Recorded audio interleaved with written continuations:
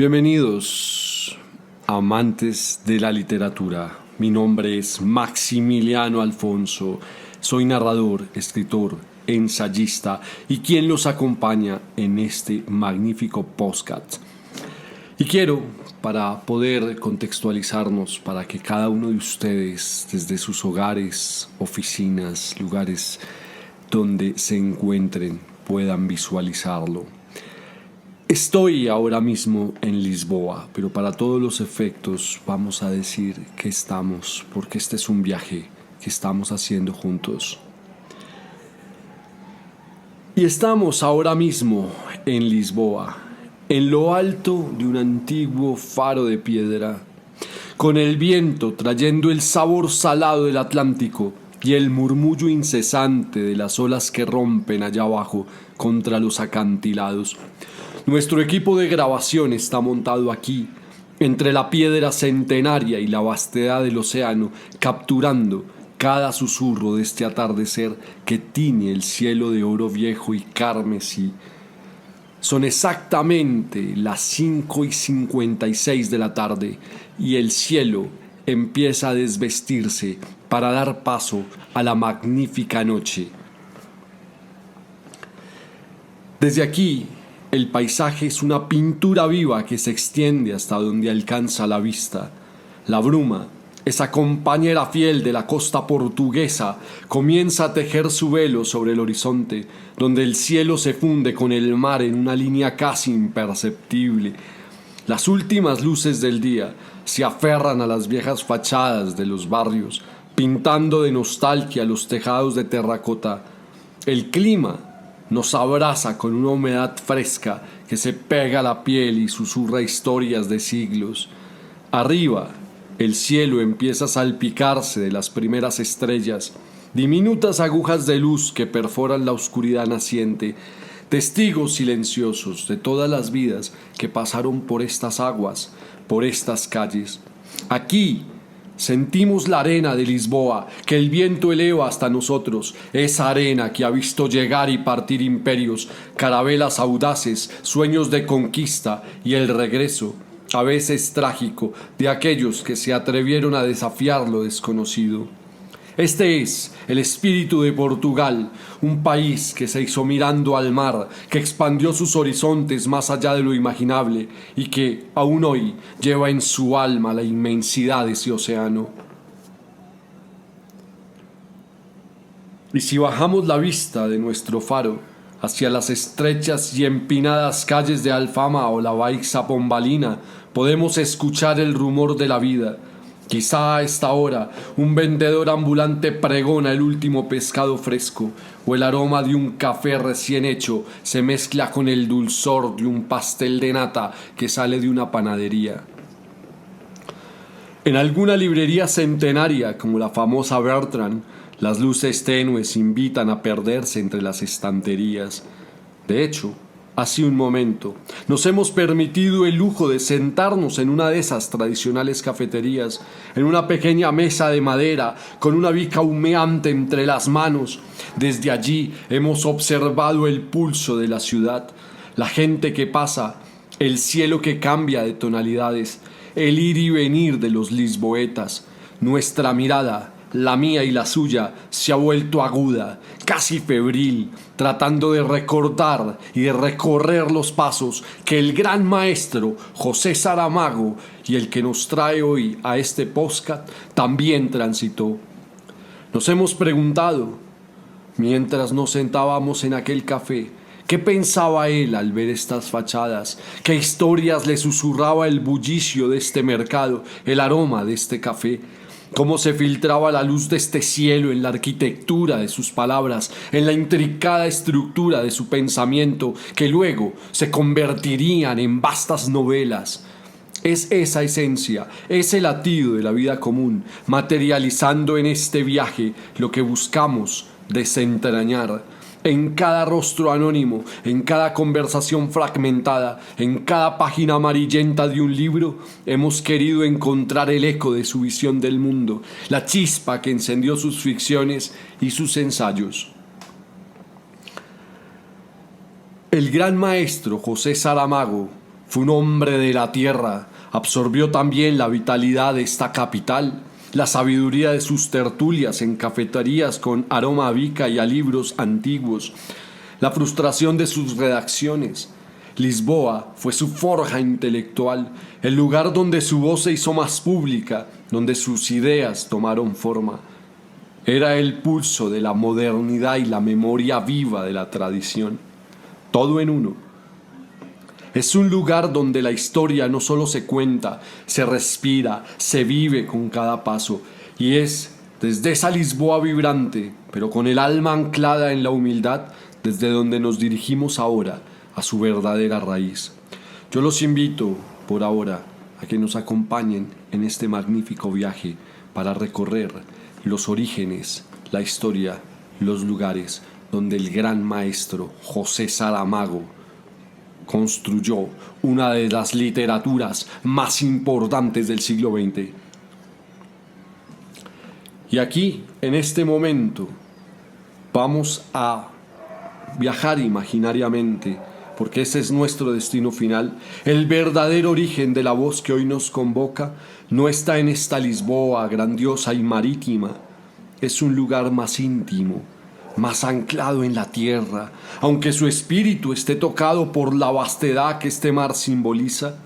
Desde esta atalaya, desde este faro que ha visto la historia desplegarse ante sus ojos, iniciamos ahora un nuevo tramo de nuestro viaje. Despleguemos nuestras alas imaginarias, surquemos el cielo de Alentejo, dejando atrás el rumor del océano para adentrarnos en el corazón rural de Portugal.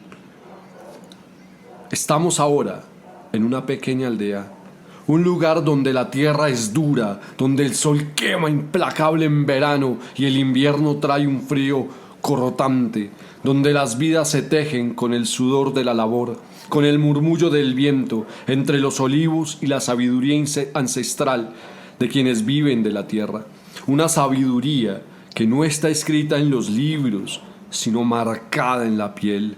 No es una gran capital, no, es Asinaga, un punto casi imperceptible en el mapa, pero un universo entero para aquel que nació allí un 16 de noviembre de 1922, nuestro gran amigo y compañero de viaje, el gran escritor José Saramago. Aquí, en Asinaga, no hablamos de un genio nacido en cuna de oro, ni en las bibliotecas repletas de las grandes ciudades. Saramago fue hijo de la tierra, de campesinos sin tierra, de una pobreza digna que, lejos de ser un lastre, lo marcó y lo nutrió con una perspectiva única. Su vida temprana, alejado de la academia, ejerciendo oficios tan diversos como herrero, mecanógrafo e incluso trabajando en una autoescuela, fueron los cimientos de su mirada. Cada martillazo, cada palabra tecleada, cada camino recorrido, fueron lecciones de vida que no se enseñan en ningún aula y moldean el alma, el espíritu. Porque José Saramago no era un escritor de Torre de Marfil, era la voz del pueblo, la conciencia de quienes no tenían voz, la memoria viva de los olvidados. Y esa voz, esa resonancia de los humildes, con el tiempo, no solo cruzaría las fronteras de Portugal, sino que resonaría en el mundo entero con una fuerza inusitada que le valdría el máximo reconocimiento literario. No lo olvidemos, el Premio Nobel de Literatura. Aquí, en Asinaga, Sentimos la gravilla bajo nuestros pies. Caminamos por sus calles estrechas, llenas de casas blancas inmaculadas y tejas rojas que parecen absorber el calor del día. El silencio aquí no es vacío, está lleno de historias, roto solo por el ladrido ocasional de un perro, el canto vibrante de un gallo al amanecer o el suave murmullo de una conversación lejana. En un silencio que te invita a la introspección, a la escucha atenta de la vida sencilla, podríamos incluso, en una mañana temprana, percibir el sonido de los primeros aperos de labranza o el aroma a pan recién horneado saliendo de algún horno comunitario. Aquí la vida es cíclica, conectada a la tierra, y cada detalle, cada rostro anónimo fue forjando el alma de quien se convertiría en maestro. Aquí, donde todo parece tan pequeño, tan apartado del gran mundo, fue donde germinó una de las conciencias, y quiero resaltar y subrayar esto, de las conciencias más lúcidas y críticas del siglo XX.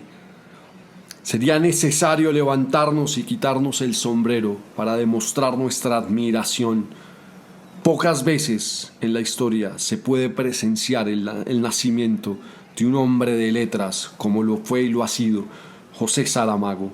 Y esto no es un mero dato biográfico, es la clave fundamental de su grandeza. Saramago no surgió de las academias ni de los círculos literarios de la élite, sino de la sencillez de una aldea donde la vida era dura, honesta y cada esfuerzo contaba. Este lugar, Asinaga, se incrustó en su alma de tal manera que nunca la olvidaría. Volvería a ella una y otra vez, no solo en sus esporádicos viajes, sino de forma constante y profunda en su memoria más íntima, en sus reflexiones más acuciantes y de manera casi palpable, en la fibra misma de cada una de sus obras, como un río ancestral que siempre regresa a su cauce original. Saramago siempre volvía a las raíces de su pueblo, entendiendo con una sabiduría innata que en lo particular reside el universal, que en lo más humilde puede gestarse la visión más trascendente, porque entender a Asinaga no es solo trazar el origen geográfico de Saramago, es de hecho comenzar a desentrañar la raíz profunda de su humanismo, es comprender esa conexión inquebrantable con lo esencial de la existencia, con el valor inconmensurable del trabajo manual, con la dignidad innegociable de la gente común que construye el mundo con sus manos, con la sabiduría temporal que emana de la tierra y del transcurrir silencioso del tiempo. Aquí se gestó el punto de partida inquebrantable de su voz, una voz singular, potente y valiente que, aunque a menudo fue compleja en su forma y desafiante en sus ideas, siempre fue la voz genuina de la gente, la voz más auténtica de la tierra, la voz insobornable de la verdad sin filtros, una verdad que él, con su pluma incisiva y sin miedo a la controversia, desnudaba sin concesiones, sabiendo que la honestidad brutal es la única vía para alcanzar la verdadera lucidez y para despertar la conciencia de sus lectores.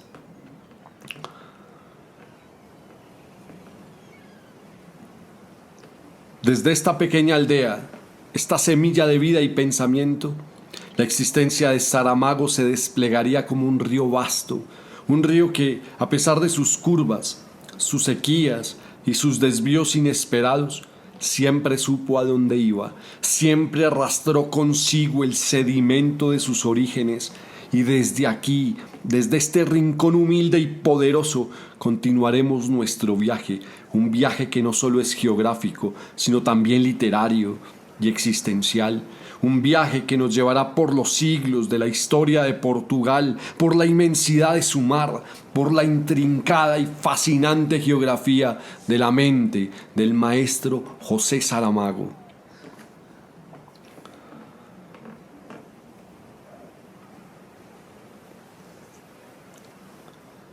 Compañeros de viaje, los invito a regresar a nuestra atalaya, a la cima de nuestro faro. Desde aquí La vista es una ventana al infinito. El Atlántico se extiende como un pergamino inmenso y misterioso, y el viento nos trae no solo el olor a sal, a algas y a la espuma de las olas que rompen incansables contra la costa, sino el eco vibrante de siglos de historia. Cada ráfaga parece susurrar nombres de carabelas, de tormentas superadas y de horizontes descubiertos. Este mar, este mismo mar que vemos extenderse ante nosotros, no es solo agua y sal, es la memoria líquida y palpitante de Portugal. Fue el que forjó, con audacia y con dolor, con sal y con coraje indomable, el carácter singular de una nación entera. Fue el impulso irrefrenable, casi una obsesión de destino, lo que llevó a los navegantes, a los descubridores, a esos intrépidos hombres que con cartas imprecisas, miedos ancestrales y una fe ciega desafiaron el mítico Finisterre, el fin del mundo conocido, para abrir rutas hacia mundos desconocidos y redefinir la geografía del planeta. Nombres que resuenan como epopeyas: Vasco da Gama circunnavegando África, el visionario Enrique el Navegante impulsando la ciencia de la navegación, el audaz Magallanes con su vuelta al mundo. Ellos no solo trazaron mapas, redefinieron el mundo y ensancharon la mente humana, sembrando las semillas de una nueva forma de entender la existencia. Una que Saramago, siglos después, desentrañaría con la agudeza de su pluma. Imaginen la soledad de esos hombres, la inmensidad que los rodeaba, el terror a lo desconocido, mezclado con la ambición desmedida. No eran solo exploradores, eran hombres que se enfrentaban a sus propios límites y a los de su cosmovisión. De sus viajes nacieron mitos, leyendas, pero también una profunda conciencia de la pequeñez humana ante la fuerza de la naturaleza.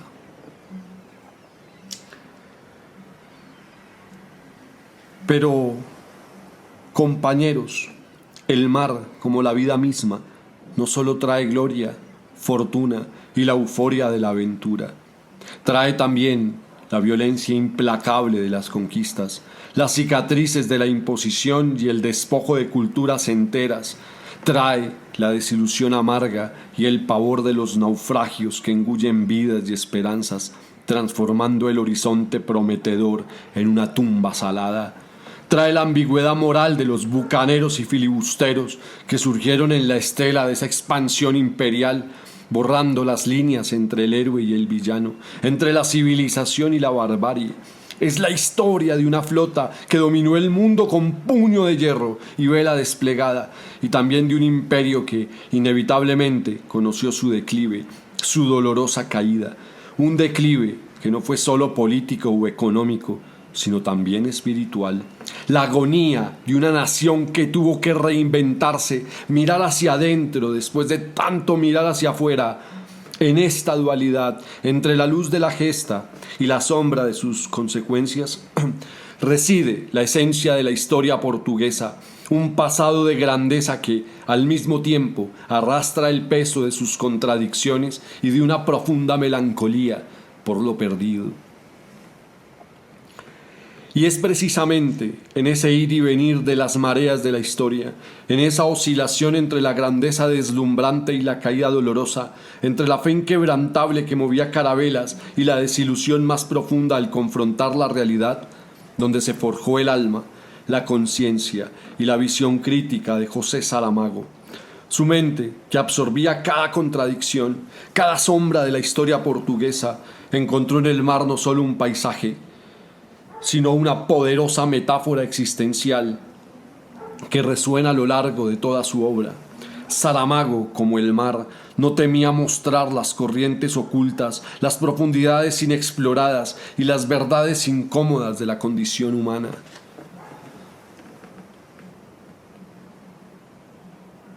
Porque, aunque José Saramago nació y se enraizó en la tierra seca de Asinaga, la vastedad del océano y la memoria visceral de ese Portugal marítimo corren de manera casi genética por las venas de su literatura. No podemos entender su universo sin este horizonte salado que hoy nos abraza. Pensemos cómo el mar, la soledad del océano La idea del viaje, la travesía y el destino incierto están presentes como personajes silenciosos o metáforas centrales en sus obras. ¿Cómo no recordar La balsa de piedra, esa novela magistral donde la península ibérica se desprende de Europa y navega a la deriva por el Atlántico? Es más que una premisa fantástica, es una metáfora monumental de la identidad en crisis, de la búsqueda desesperada de un nuevo rumbo en un mundo desorientado, de la necesidad de confrontar la soledad y la conexión con lo primigenio, con ese instinto de supervivencia que el mar exige y que a menudo desnuda al ser humano de sus superficialidades. Es una alegoría de la pérdida de rumbo colectivo, pero también de la oportunidad de reencontrarse con lo esencial.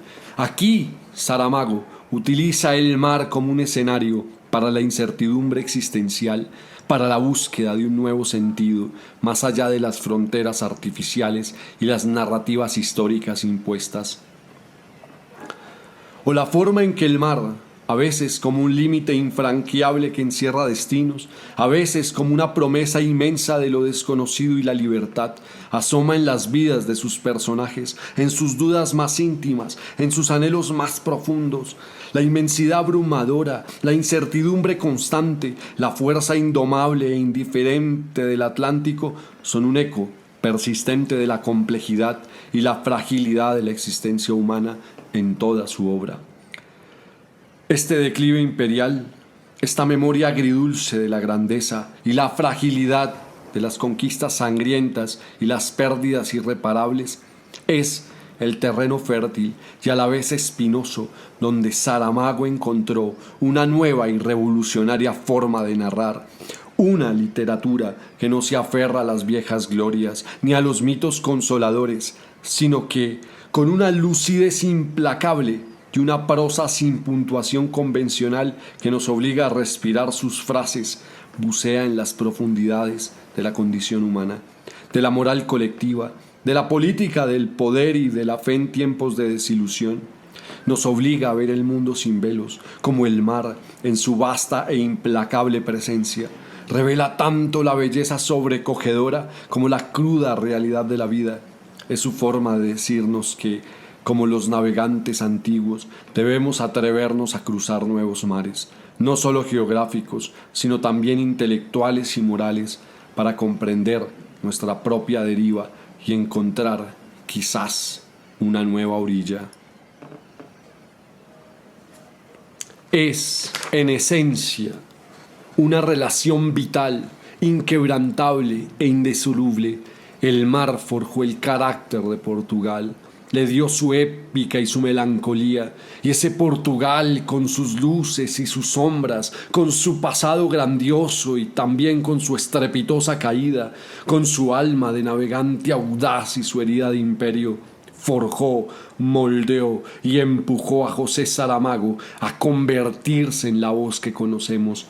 Y es a través de sus palabras, de su prosa única, que ese mar, con toda su historia, su misticismo, su violencia y su insobornable verdad, resurge en la mente del lector, no sólo como un paisaje geográfico, sino como una conciencia universal que trasciende las páginas y nos interpela directamente sobre nuestro propio rumbo en el mundo. Un viaje a través de Saramago es, en sí mismo, una navegación por las aguas profundas de la historia, la identidad, la condición humana. Un viaje tan desafiante y revelador como las travesías que iniciaron desde estas mismas costas portuguesas.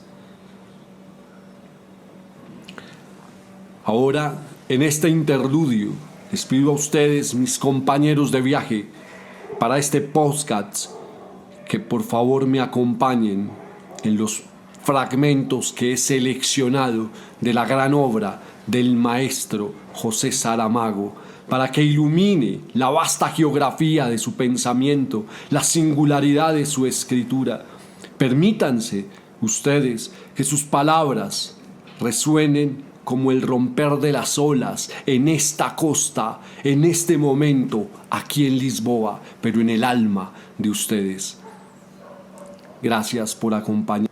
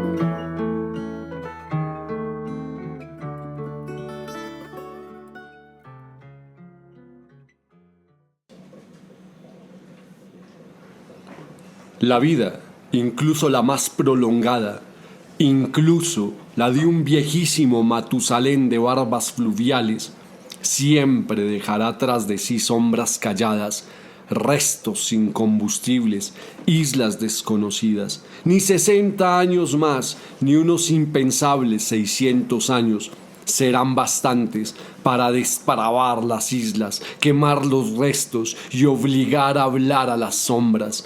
Vamos poniendo letras tras letras a la espera de que el infinito se deje tocar algún día.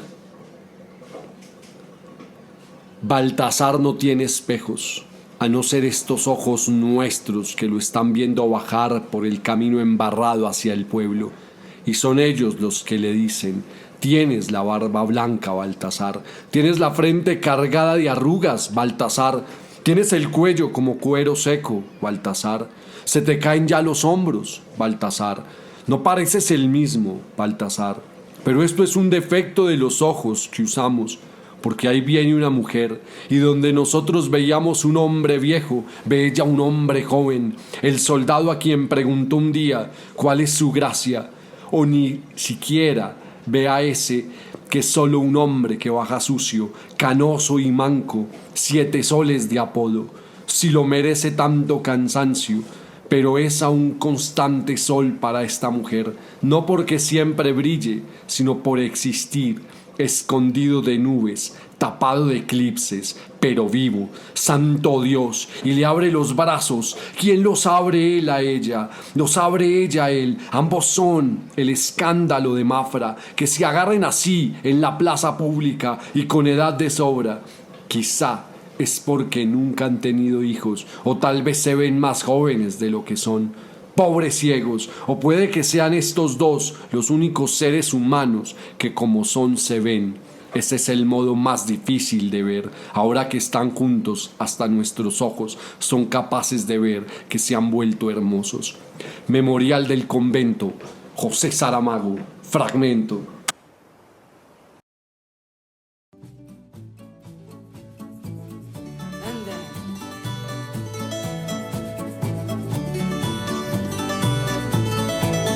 Quero destino, que eu não creia no destino. E o meu fado é nem ter fado nenhum. Cantá-lo bem, sem sequer o ter sentido. Senti-lo como ninguém, mas não ter sentido algum. Ai que tristeza esta minha alegria. Ai que alegria esta tão grande tristeza. Esperar que um dia eu não espere mais um dia por aquele que nunca vem e que aqui esteve presente. Ai que saudade que eu tenho de ter saudade, saudades de ter alguém que aqui está e não existe. Sentir-me triste só por me sentir tão bem.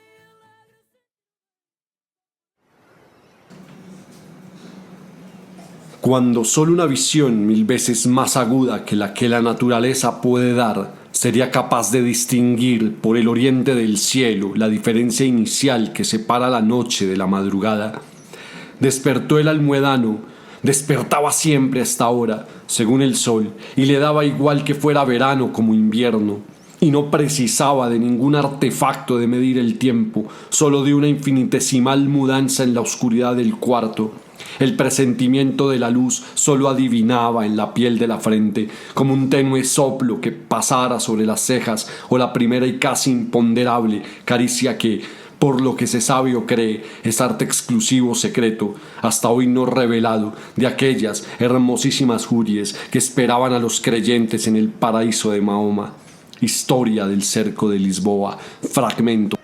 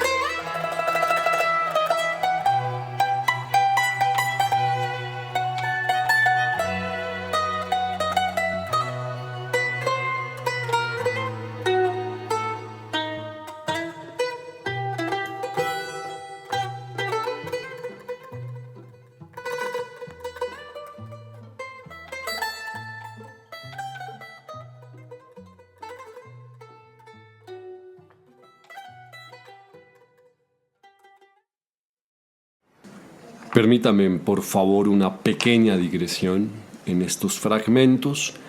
Aquí voy a resaltar del hombre duplicado que cuando lo encontré hace ya muchos años transformó mi existencia, y de allí viene mi seudónimo Maximiliano Alfonso. El personaje principal de este libro se llama Tertuliano Máximo Afonso. Y el Alfonso fue por mi padre, Maximiliano, porque es un nombre que siempre me ha evocado poder. Y con este libro, que resonó conmigo profundamente, quiero compartir los siguientes fragmentos que espero que los inciten a su lectura y, por supuesto, al análisis inconmensurable de cada una de estas líneas. Déjense atrapar por la métrica de José Saramago. Continuamos con estos fragmentos. La vida real siempre nos parece más parca en coincidencias que las novelas y las otras ficciones, salvo si admitimos que el principio de la conciencia es el verdadero y único regidor del mundo, y en este caso, tanto debe valer para lo que sirve como para lo que se escribe. El hombre duplicado.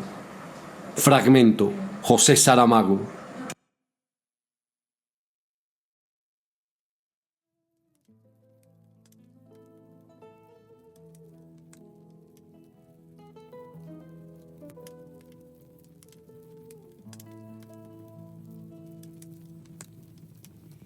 Ouvi o choro do vento, pelos montes caminhei, nas noites trago lamento de um amor que eu já amei. Lá fora a lua espalhada reflete a dor no olhar, no peito a mágoa calada que chega sem avisar. Saudade bate tão forte como o vento a suspirar, leva a tristeza ao norte, onde o mar vai consolar.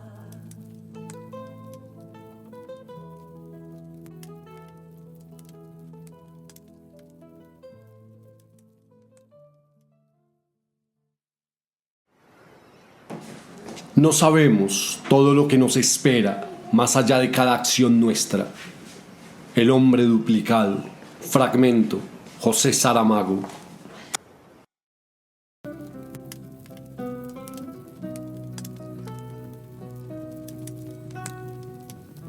Na rua deserta cantando louro,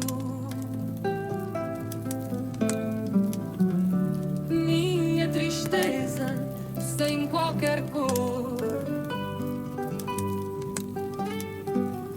Um fado triste na voz a tremer, nos becos escuros, meu coração a perder. A lua brilha, lágrima no olhar, o amor ausente sem se encontrar. Fado que ecoa nas pedras do chão, minha alma perdida nesta canção.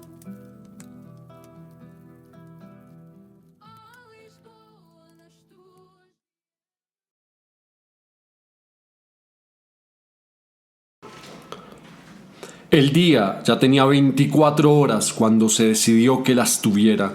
La hora tiene y siempre tuvo 60 minutos. Los 60 segundos del minuto vienen desde la eternidad. Si un reloj comienza a retrasarse o adelantarse, no es por defecto del tiempo, sino de la máquina. Por tanto, yo debo tener la cuerda averiada.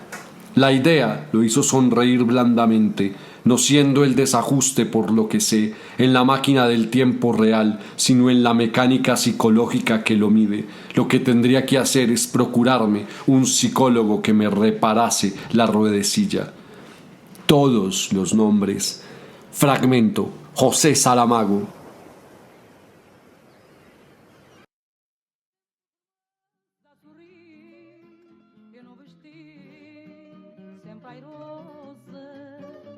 O branco véu da saudade cobre o teu rosto, linda princesa. Olhai, senhores, esta Lisboa de outras eras, dos cruzados das esperas e das toiradas riais, das festas, das seculares procissões, dos populares pregões matinais que já não voltam mais.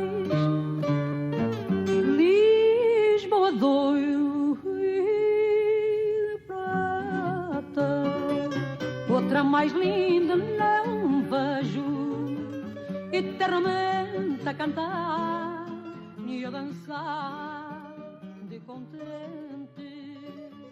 O teu semblante se retrata no azul cristalino do Tejo.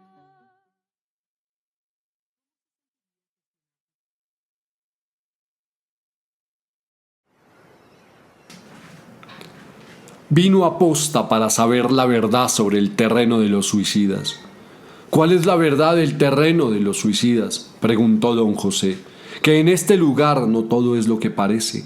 Es un cementerio, es el cementerio general, es un laberinto. Los laberintos pueden verse desde fuera. No todos. Este pertenece a los invisibles. No comprendo.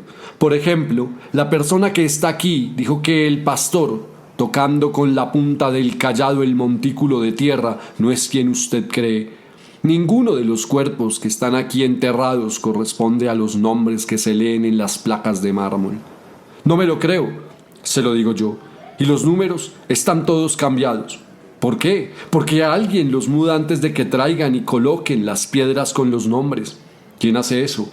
Yo. Todavía no le he dicho por qué razón comencé a cambiar las chapas en que están escritos los números de las sepulturas.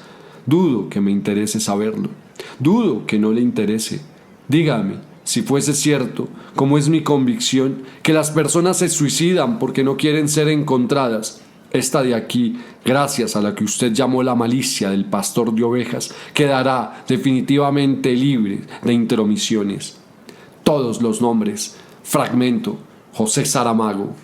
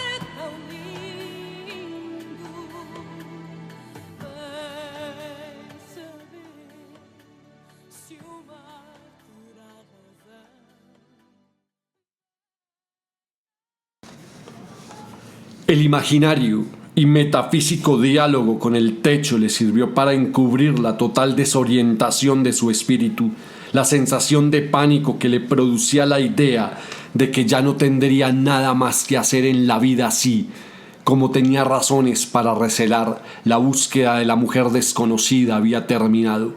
Apartó el plato, dejó caer la cabeza sobre los brazos cruzados y lloró sin vergüenza. Al menos esta vez no había nadie para reírse de él. Este es uno de aquellos casos en que los techos nada pueden hacer para ayudar a las personas afligidas.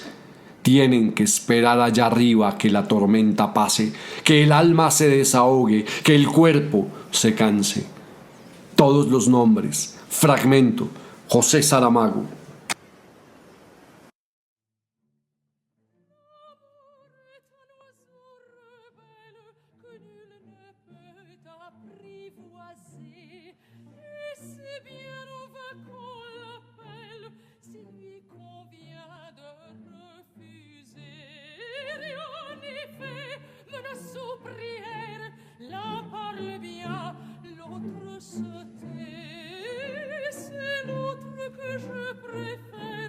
Il n'a rien dit, mais il me plaît.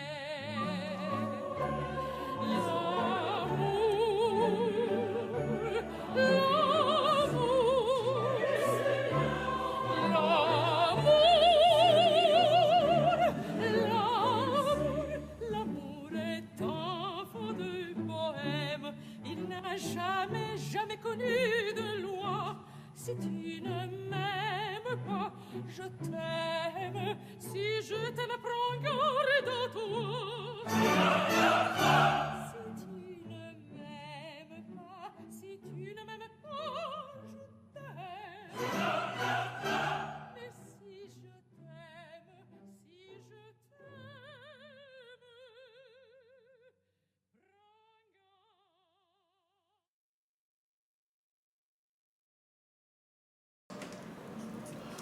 Cuando Joana Carda hizo una raya en el suelo con la vara del negrillo, todos los perros de Cerveré empezaron a ladrar, llevando el pánico y el terror a sus habitantes, pues se creía desde los tiempos más antiguos que, al ladrar allí animales caninos que siempre habían sido mudos, estaría próximo a extinguirse el mundo universal. Si alguien le preguntara a Joana Carda a qué venía aquella idea suya de hacer una raya en el suelo con un palo, gesto más bien de adolescente lunática que de mujer cabal, si no había pensado en las consecuencias de un acto que parecía sin sentido. Y esos, recordarlo, son los que mayor peligro comportan, tal vez respondiera: no sé qué me ocurrió, estaba la vara en el suelo, la cogí e hice la raya, y no se le pasó por la cabeza la idea de que podría ser una varita mágica. Para varita mágica me pareció grande, y siempre he oído decir que las varitas mágicas están hechas de oro y cristal, con un halo de luz y una estrella en la punta. La balsa de piedra. Fragmento. José Saramago.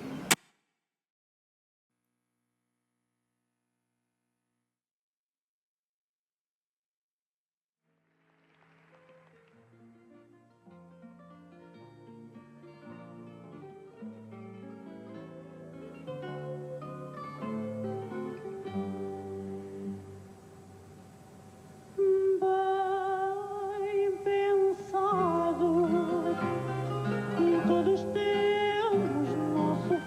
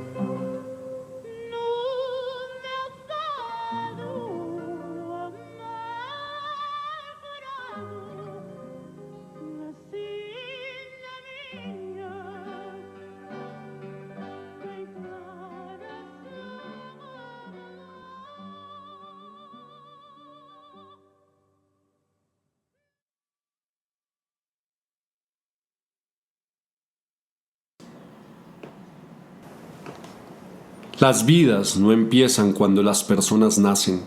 Las vidas empiezan más tarde. ¿Cuántas veces demasiado tarde, sin contar aquellas que apenas iniciadas se acaban? ¿Quién escribirá la historia de lo que pudiera haber sido? La balsa de piedra. Fragmento. José Saramago.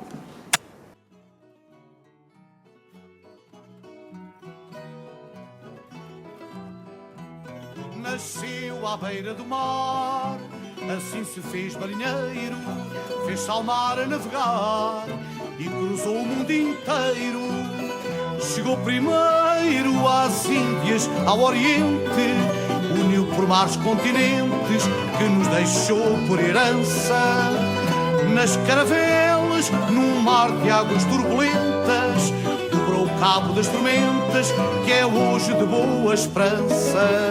Qual é o país vaidoso e feliz do mar pioneiro? E que é marinheiro, e que é marinheiro, que traz do passado nas veias de um fado sangue aventureiro. E que é marinheiro, e que é marinheiro, que levou a cruz de Cristo Jesus pelo mundo inteiro. E que é marinheiro, e que é marinheiro, nasceu à beira do mar. Las aulas se sucedían unas a otras a lo largo de los pasillos que daban la vuelta al colegio. Se respiraba por todas partes el olor de la tiza, casi tan antiguo como el de los cuerpos. Hay quien dice que Dios, antes de amasar el barro con que después fabricó al hombre y la mujer, comenzó dibujándolos con una tiza en la superficie de la primera noche. De ahí nos vino la única certeza que tenemos, la de que fuimos, somos y seremos polvo, y que en una noche tan profunda como aquella nos perderemos. Todos los nombres. Fragmento. José Saramago.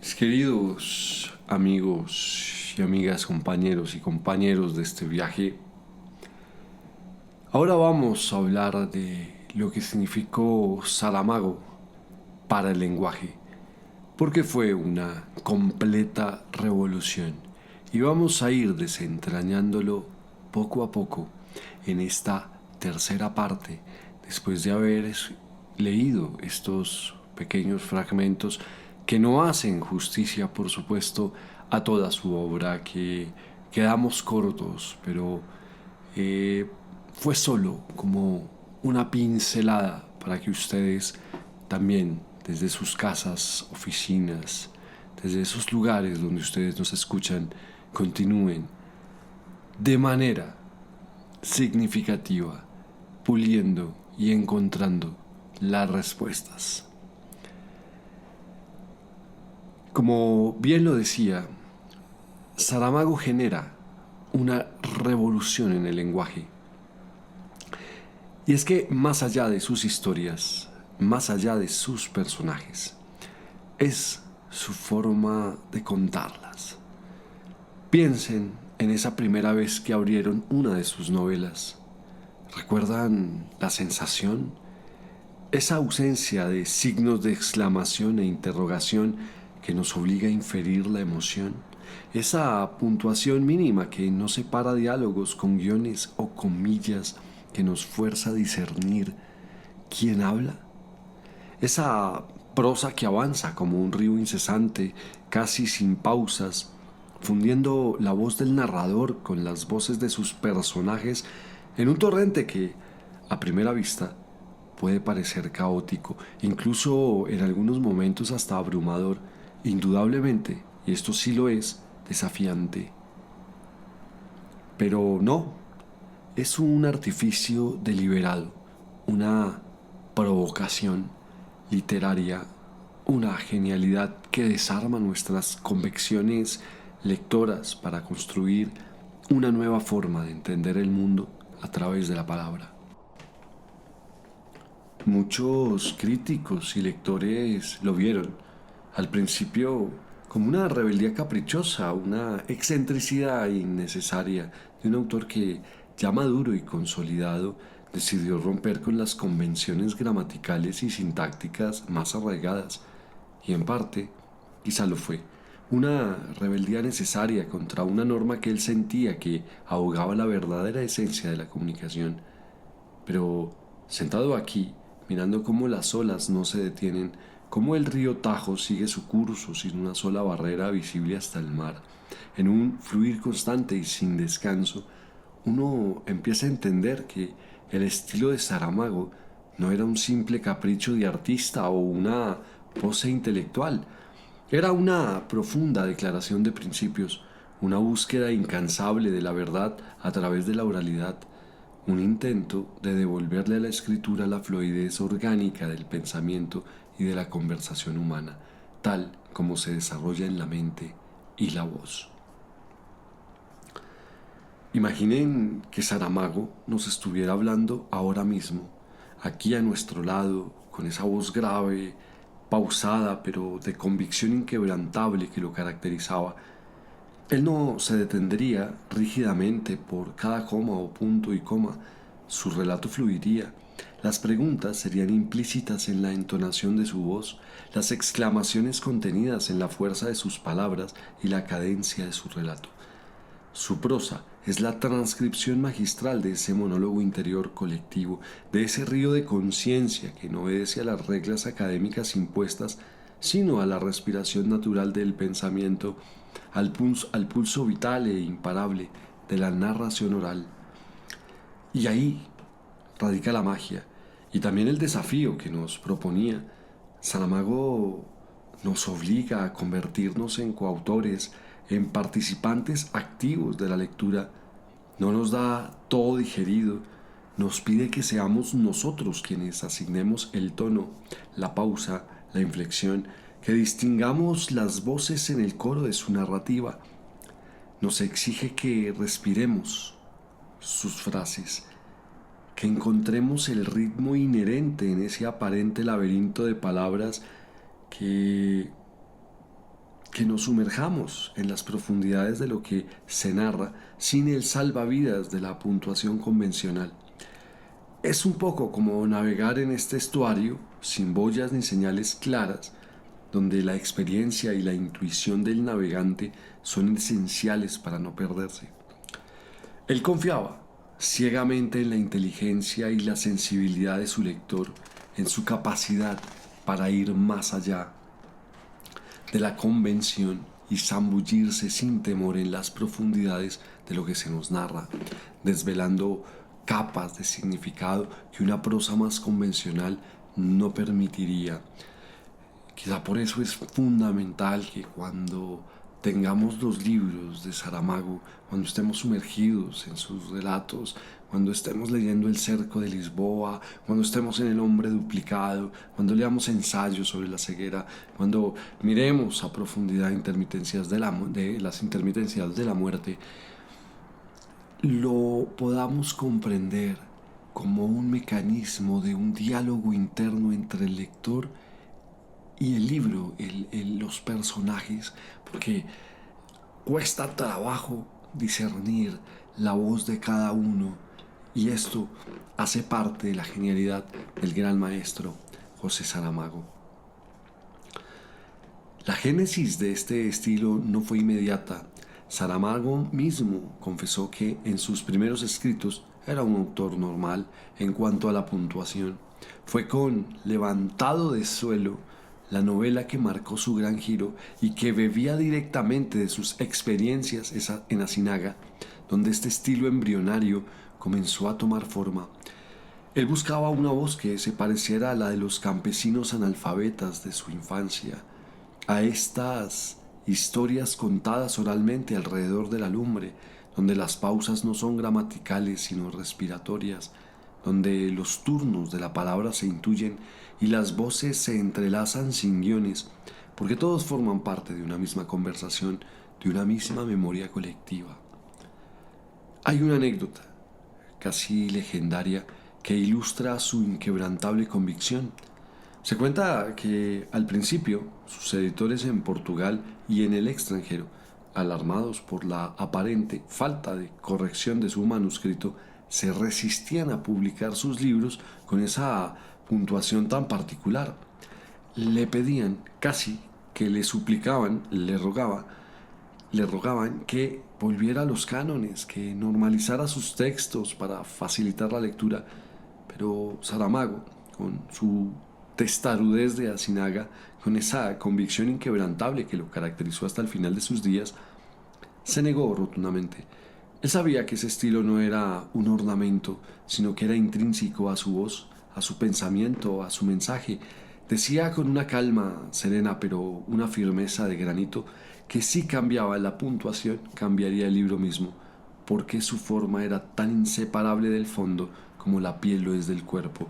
Miren esta hermosa frase. Y afortunadamente para la literatura universal, persistió en su visión. Solo así pudimos ver el mundo con la mirada de Saramago, desprovista de los velos de lo convencional, de las comodidades impuestas por las normas. Este estilo no fue solo una marca personal o un desafío estético, fue una herramienta poderosísima para desdibujar los límites entre los individuos, entre el yo y el otro, entre el pensamiento y la palabra. Al no delimitar claramente los diálogos, al fundir las voces, al hacer que el narrador se inmiscuya en la mente de sus personajes sin previo aviso, Saramago nos sugiere que somos parte de un todo, que nuestras historias se entrelazan de maneras invisibles y complejas. Es una forma radical de afirmar su profundo humanismo, de recordarnos, que somos más lo que nos une que lo que nos separa, y que la humanidad es un gran coro, a veces disonante, a veces caótico, pero siempre en busca de una armonía subyacente. Es una invitación constante a la solidaridad, a la empatía y a la comprensión mutua, una visión de la existencia donde las fronteras individuales son, en última instancia, ilusiones. Y al final, cuando uno se acostumbra a respirar a Saramago, se da cuenta de que su estilo no es un obstáculo, sino una puerta de entrada a una experiencia lectora más íntima y transformadora. Es una danza entre el autor y el lector, casi un ejercicio de fe y confianza en la palabra y en la capacidad de la mente humana para encontrar sentido, incluso en lo que desafía la lógica aparente. Es la voz de un artesano de Azinaga que, con herramientas inusuales, esculpió catedrales literarias que nos siguen asombrando y conmoviendo. Esto deberíamos resaltarlo, esto de la catedral literaria, a partir de un hombre que utilizaba la herramienta para construir casas. Y bajo esta misma sombra, bajo esta misma luz, nosotros tenemos también que abordar el humanismo insobornable, el compromiso político y social de Saramago.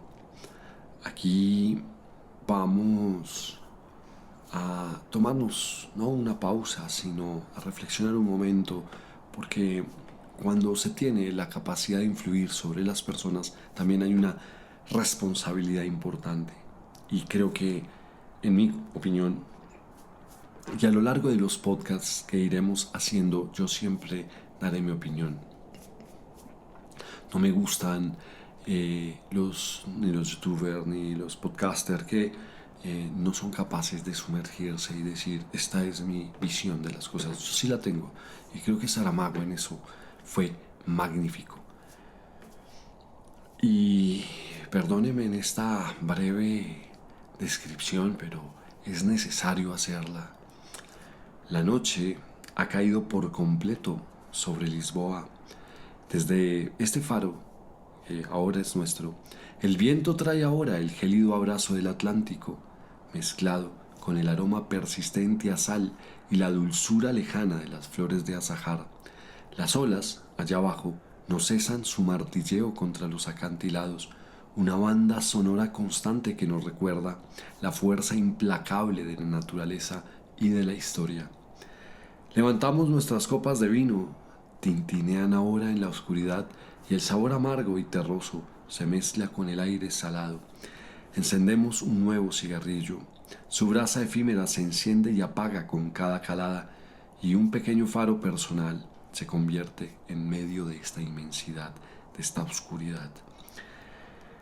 Y si miramos hacia el horizonte negro, más allá del rumor de las aguas, vemos esas diminutas luces que parpadean en la lejanía. Son barcos, quizá pesqueros o buques de carga que cruzan el Atlántico rumbo a destinos distantes. Pequeñas luces que, en la vastedad de la oscuridad, apenas se distinguen, pero están ahí, desafiando la inmensidad, navegando.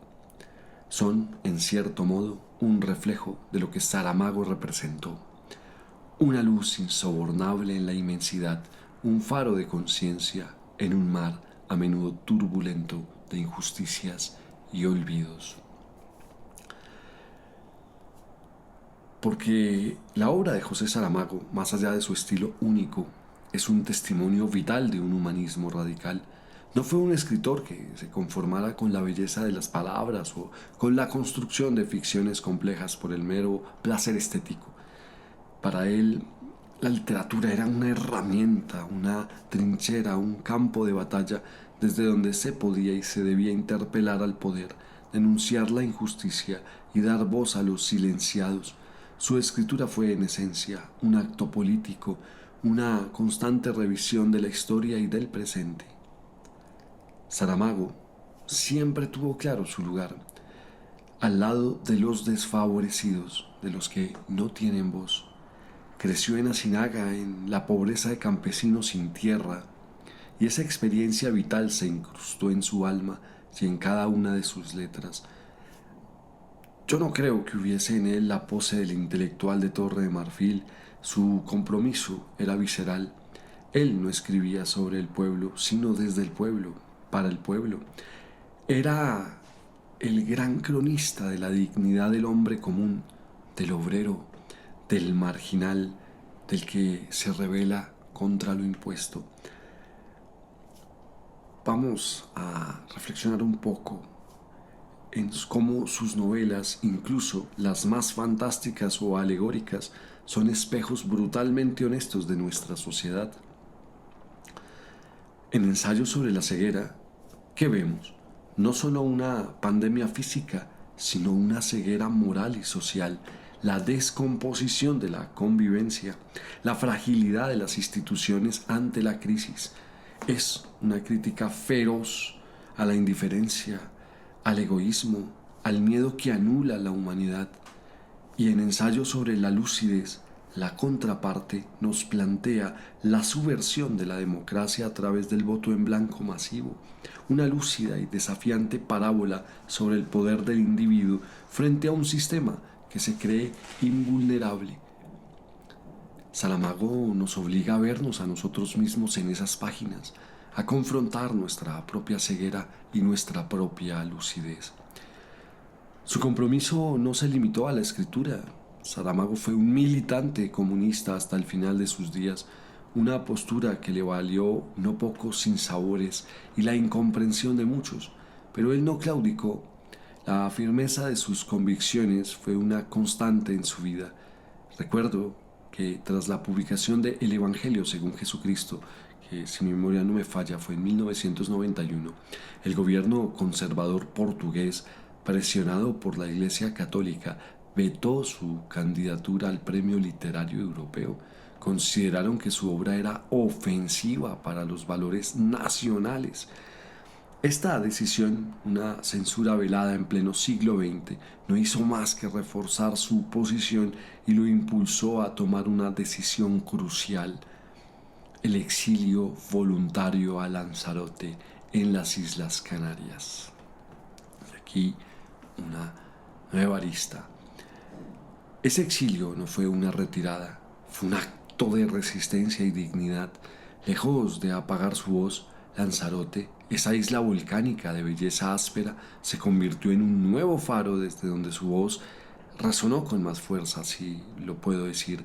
Desde allí Saramago continuó su incansable labor de crítica social y política, consolidándose como una conciencia universal. Demostró que la patria del escritor no es solo un territorio físico, sino la lengua y la libertad de pensamiento.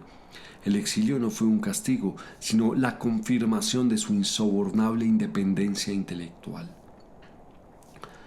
Cada premio, cada reconocimiento, especialmente el Premio Nobel de Literatura en 1998, no fue para él un laurel para el descanso, sino una plataforma más grande para amplificar su mensaje.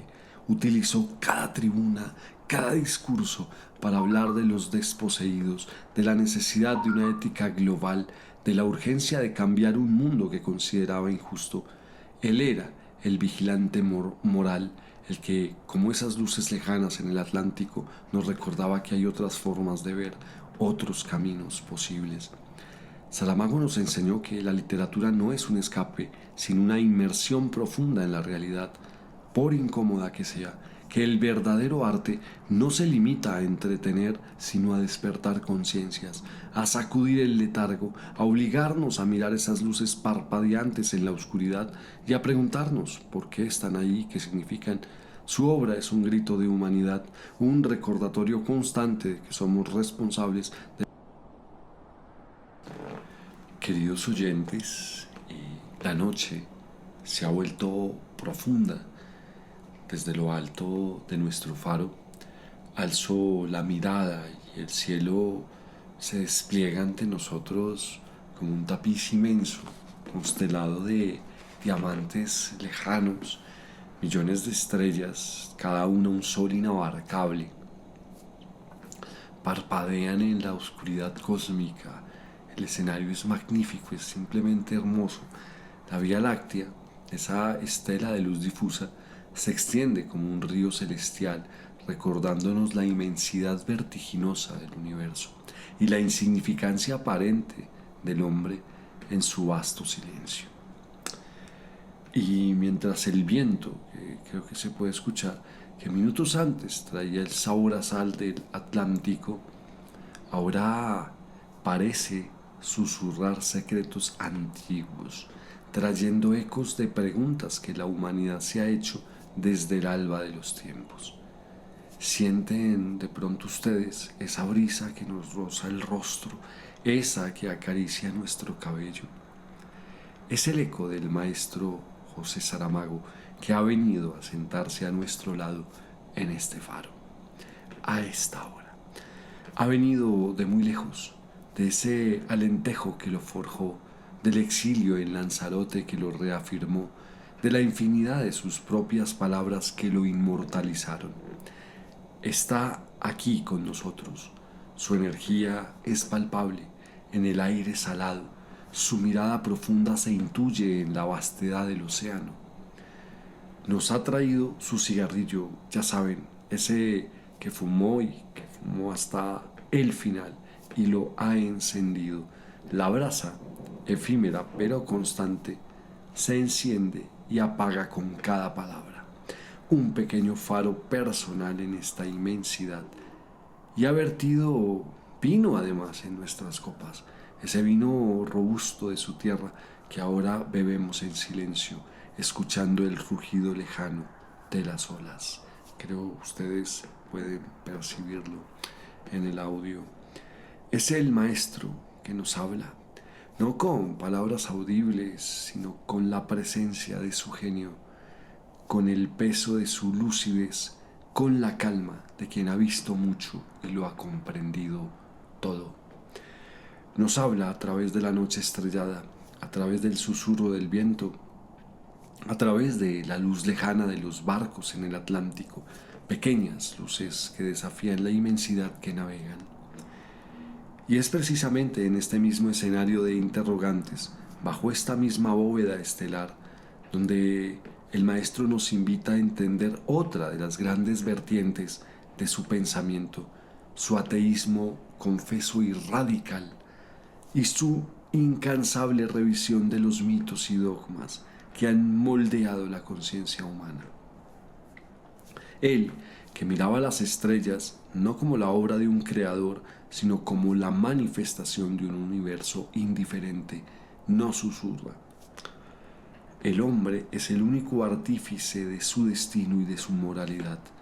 Su ateísmo no era una simple negación, una ausencia de fe, era más bien una postura ética profunda, una responsabilidad impuesta a sí misma y hacia la humanidad. Más o menos esto es así. Si no hay un Dios que nos juzgue o nos redima, entonces el peso de la libertad y de la acción recae enteramente sobre nuestros hombros. Y me lo pregunta como mirándome de frente, me dice, ¿no es así, Maximiliano? Si no hay un cielo o un infierno, entonces el paraíso o el abismo se construyen aquí, en la tierra, con nuestras decisiones cotidianas, con nuestra solidaridad o nuestra indiferencia. Su ateísmo era en esencia un llamado urgente a la acción, a la compasión, a la construcción de un mundo mejor por y para los propios seres humanos, como un faro que no espera la luz divina, sino que la genera desde su propia base para guiar a otros. Esta visión lo llevó a confrontar directamente los grandes relatos fundacionales, los mitos que, a su juicio, habían anestesiado la conciencia crítica y a la humanidad. El ejemplo más notable y quizá el más controvertido es el Evangelio según Jesucristo. En esta novela, Saramago toma la figura central de la tradición occidental y la despoja de su divinidad, la humaniza de una manera descarnada y profundamente reveladora. Nos presenta a un Jesús de Nazaret que es un hombre de carne y hueso, con dudas, miedos, contradicciones, incluso con tentaciones y un destino trágico. No es un Jesús blasfemo, como clamaron sus detractores, sino un Jesús que sufre, que ama, que duda, que es víctima de las manipulaciones humanas y de los intereses del poder. Saramago, con esa pluma incisiva, nos obliga a ver el rostro de un mito desde una perspectiva terrenal, a cuestionar la narrativa oficial y a buscar la verdad más allá del dogma.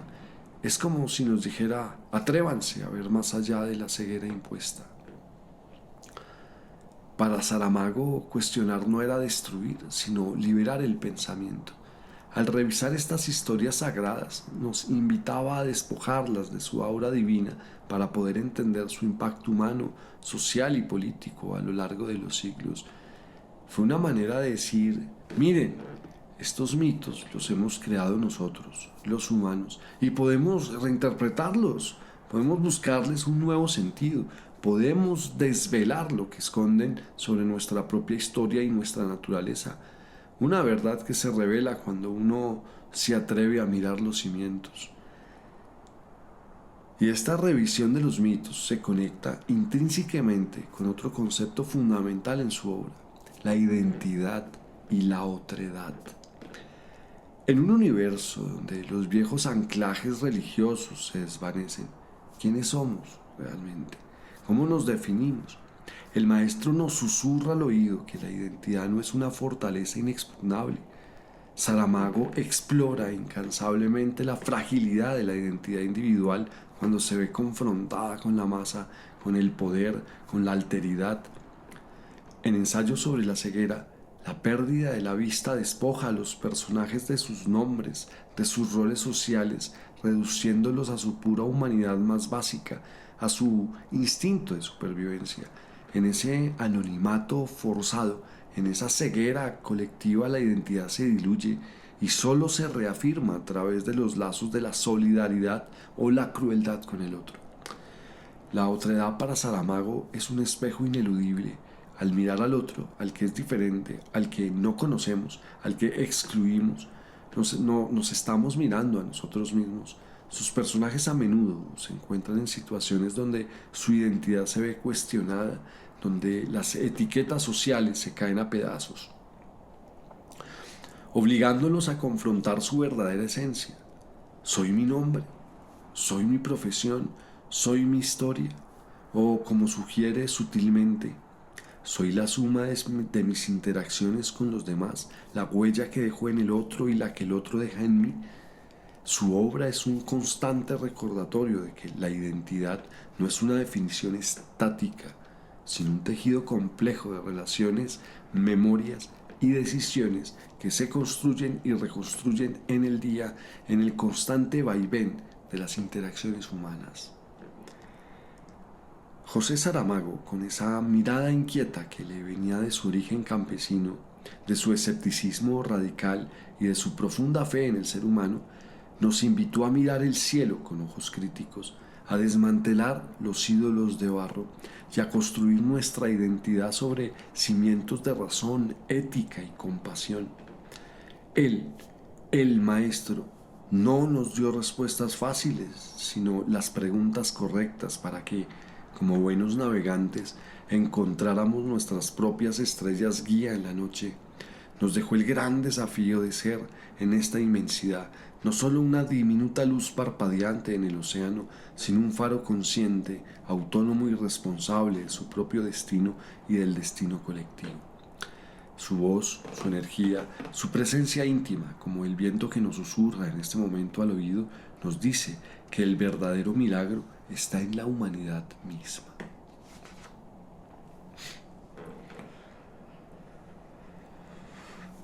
Y continuamos, y esto va avanzando y con mucha nostalgia. Veo ya la noche totalmente puesta sobre nosotros, el viento acariciando este magnífico olor, y esta conversación también va yendo. Y esto se va volviendo mucho más profundo, más íntimo. El viento que antes traía ecos de historia, ahora parece un susurro cómplice. Las olas, fieles a su ritmo milenario, rompen con una cadencia que es casi una melodía. Y miren, ahí está, José Saramago se ha inclinado un poco, acercando su rostro a la luz de su cigarrillo que se enciende y apaga como un guiño entre nosotros. El vino en nuestras copas reluce con el reflejo de las estrellas. Parece que el maestro está listo para hablar, para desvelarnos uno de los misterios más grandes de su arte. Como de esa prosa aparentemente austera brotaba la más pura poesía. Su voz, aunque silenciosa para nuestros oídos, resuena en el aire, en el espíritu de este lugar. Nos dice con esa mirada profunda que siempre lo caracterizó: a menudo se confundió mi estilo con la ausencia de adornos, con una forma seca de narrar, pero ¿acaso la sequedad del desierto no tiene su propia poesía, su propia inmensidad silenciosa? Miren la pregunta y el tamaño de cómo lo hace el maestro José Saramago. Y es cierto, la primera vez que nos enfrentamos a Saramago, esa ausencia de comillas, esa concatenación de frases, esa puntuación minimalista, podría hacernos pensar en una prosa despojada. Pero la verdad es que bajo esa aparente austeridad late un corazón lírico, una capacidad asombrosa para transformar la palabra en imagen, en sensación, en emoción pura. El maestro alza su copa, la bebe lentamente y continúa hablándonos a través de la noche.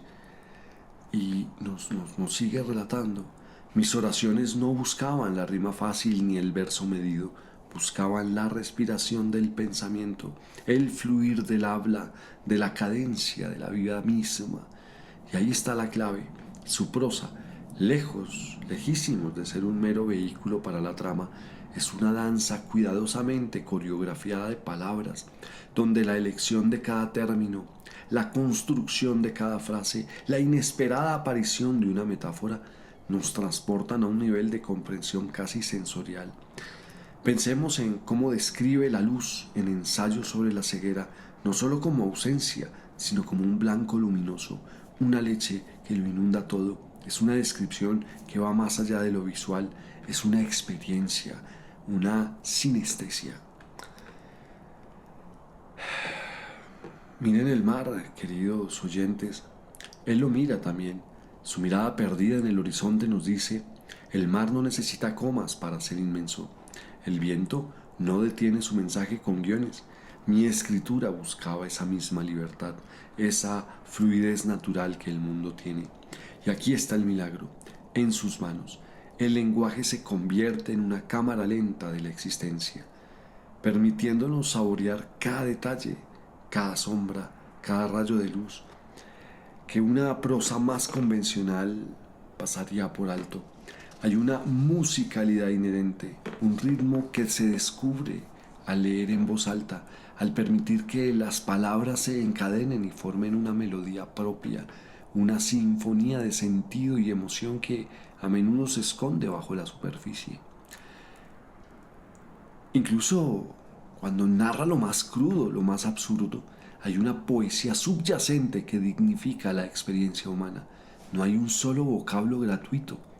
Cada palabra está ahí por una razón, contribuyendo a una atmósfera, a una imagen mental que perdura, como si sus textos fueran vastos murales donde cada pincelada, cada color, por pequeño que sea, es esencial para la obra final.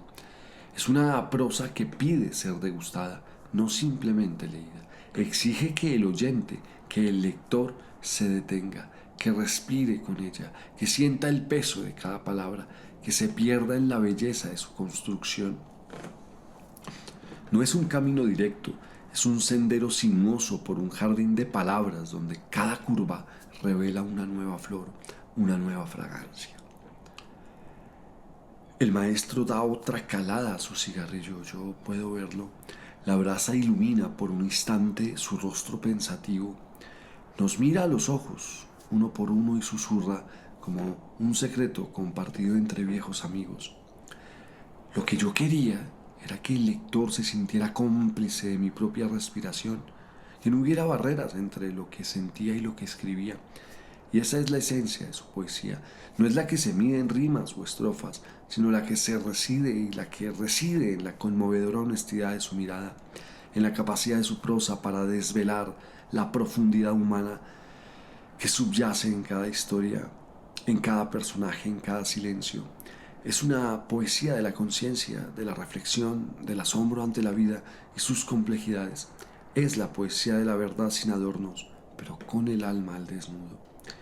Y aquí en este faro, bajo este cielo infinito, con el maestro Saramago como testigo, entendemos que su legado no solo es un corpus de ideas revolucionarias, sino también un monumento a la belleza de la palabra, un recordatorio de que la literatura, en su forma más pura, puede ser un acto de poesía en sí misma, capaz de resonar en lo más hondo de nuestra alma.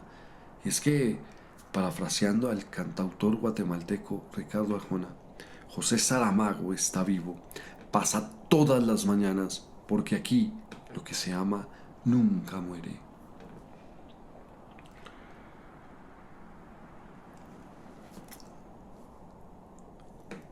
Bueno, queridos oyentes, la noche en Lisboa ha llegado a su punto más alto. Las estrellas brillan con una intensidad que casi duele los ojos, y el rugido del Atlántico allá abajo es ahora un murmullo familiar.